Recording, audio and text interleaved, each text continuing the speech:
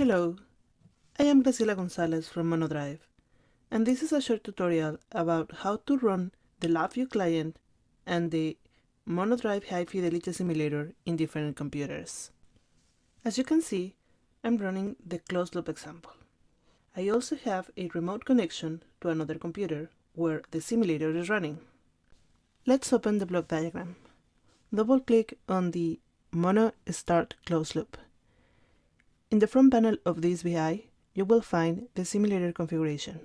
In this video, we are going to focus on the server IP.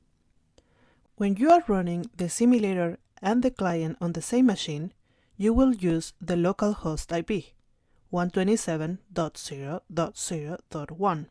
In this case, we are running the simulator on a different machine, so we are going to use the IP of that machine. Now we can go back to the front panel and run the client again. The simulator and the client are connected, and we can use the same controls as before to control the car. Thanks for watching this short tutorial. For more information, please review https://monodrive.readthedocs.io. See you next time.